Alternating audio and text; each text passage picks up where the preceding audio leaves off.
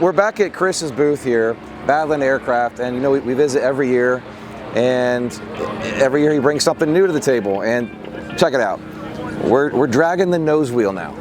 We're dragging the nose. What do we call it? It's a taxi wheel. Yes, Ryan. It's a I like taxi that. Wheel. I like that. So tell us the why. Why go from the traditional to the Tricycle? You can only get so many requests from customers for an option before you have to give the people what they want. And with opposition, my own opposition, here we are. So took some development. So what is it made of? Is it aluminum or steel? Or? It's spring steel. Okay. Yep. I took dimensions and we took all the weight and scaled it down to what we're doing, and here we are. So we still got some more testing and covering to do to the plane, but pretty soon, probably in 2 weeks, we should fly this thing. Does that change any of the limitations whatsoever or useful load? It shouldn't, no, because the one way we kept this Part 103 legal with the nose wheel is carbon fiber wings. So we replaced the wing ribs from our standard plywood to the carbon fiber foam core that we make in-house. And the two combinations together, the 5-pound savings up here and would be 3 pounds additional up here with the subtraction of the tail wheel. It all evens out perfectly. So was this already in the master plan? In order to have the nose gear, of course, you have to move back your mains. Yeah. So did you have to kind of reconfigure that, or was that already part we of the plan? These mains are worked off of our standard conventional gear jig, but they are shorter. So it's a little easier to get in. It's got a nicer stance, and it makes the spring gear or the nose gear up front more robust. So I assume then this is a free castering, so this is going to be a differential braking steer system. It is, yes. Yep. But you also have a pretty decent rudder back there to handle that, I assume. We do. There should be plenty of rudder authority with this thing. All right, so how about an update on the hours on this, you call it the Thumper, I think, right? Yep, Thump Air. Air, sorry. Yep. I get Twitter pated over here. So Scott's doing great. Scott's in Michigan, and this thing, our plane in California's got close to 30 hours on it, and he flies over the beaches, and he's a coastal guy, so he gets all the great scenery and landing on beaches. This guy is cool. Yeah. And so far, so good. So total, we have about just under 60 hours in all of our Thump Airs out there, and so far, so good. And you're burning like a gallon or two? So it's actually less than a gallon an hour, but I just say 1.5, so it's believable. Okay. But you could sit in this plane and fly for over 4 hours. On 5 gallons. On 5 gallons, you're gonna get wore out probably before you run out of gas. So wow. And what kind of RPM is this thing turning? So max RPM 6,000. Cruises at 4,250, 4,300 RPM. Yeah. So factory red line is 4,400. So we're cruising under the factory red line of what it was designed for. Sure. Yeah. So what else is new in the Badland? You are building these, you're cranking out how many a year now, Chris? We're trying to do a kit a month. Okay. And so we hired 2 new employees this year. We got a part-time guy and a full-time guy. You can only change and streamline so many things when you're working by yourself before you just have to get another person in there. So I found 2 guys, and these guys are phenomenal. My part-time guy works from 9 to 2. He comes into work about 7. He gets to work 9 o'clock. He runs over and he clocks in. And then come 2 o'clock, he runs over there and he clocks out, and then he turns around and goes right back to work. It's absolute joy to have him around, and to see his passion is as strong as mine. He's just dedicated. He's there. He's in it. He's all about it. And so about 1 a month for the kits, and about how many are you going to do, you think, for ready to flies? Ready to fly, well, hopefully it's only a couple because they take so much time, but we are looking at, we got a couple builders that are building their ready to fly right now, and this is like their test bed. So if they put together the ready to fly up to our standards, they're going to be an option for customers if it's in their region, or if they feel comfortable with them building their plane, we can do that. Okay. So it'll be good. Just expanding and having more builders and having more options for customers is what we're trying. All right, I'm gonna pop in here real quick to talk about our sponsors. As you know, I can't do this all on my own. We got to have somebody to help fuel that truck. We try really hard to work with sponsors that provide a good service and a good quality product. So let's talk about those guys right now. Dynon Avionics at Dynon.com, the premier provider of glass panel avionics systems for experimental and light sport aircraft. Wide Open Door Company at WideOpenDoorCo.com, your premier destination for high-quality doors, including aircraft hangar doors. Warp Drive Propellers at WarpDriveInc.com, providing quality, solid carbon fiber propellers for many light sport and experimental aircraft. And visit our website at ExperimentalAircraftChannel.com for new videos and easy-to-navigate playlists, and so much more.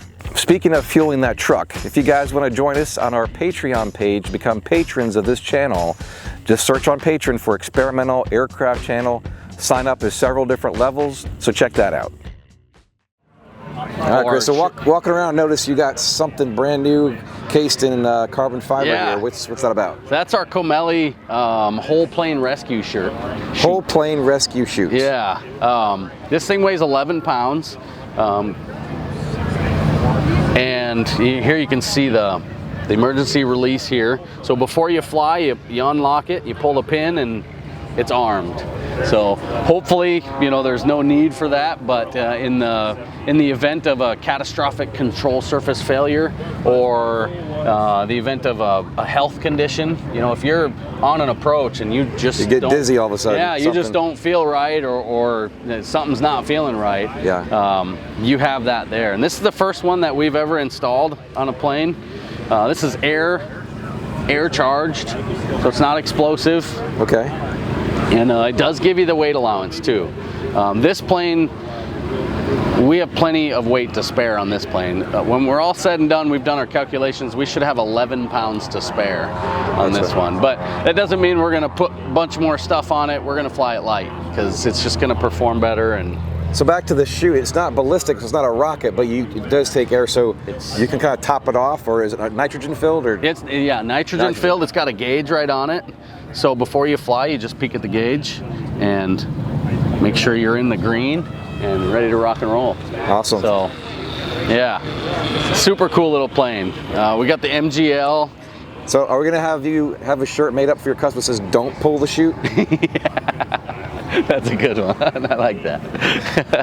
So what's the common thing for packing the instrument panel, Chris? Instrument panel, like this. I know it's bare bones, but it is. Yeah, this instrument panel's got the MGL. What do they call that thing? An ASV. So it's got airspeed, vertical speed, and an altimeter. It's all internal. Fantastic thing. You can change. There's different settings. You can put whatever you want on the tape. You can put the altitude on the tape or the speed. And then on our Polini gauge, we have 2 temperature sensors. So we're running oil temp and cylinder head temp.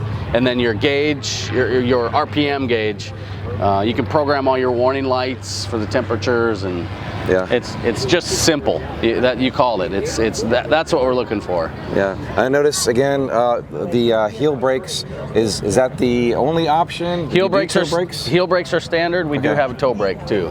Okay, which seems to be the most popular option, or choice for customers. Typically, it's the heel brakes. Is it? Yeah. Okay. Funny enough. In the little plane, the heel brakes are really kind of natural. They just rest. It depends on the pilot size. Yeah. If you have really big canoes for feet, then you should probably do toe brakes. Gotcha. But normal size shoe, average size guy, these heel brakes are fantastic. All right, Chris, so you said that this is the lightest option. That's for a purpose, for a reason. What caused the lightness, the lighter option? Carbon fiber wing ribs. Okay. My employee is building a really cool biplane at his house, and he's doing a ton of carbon fiber work, and he brought his dash panel in. He's like check this out, I got a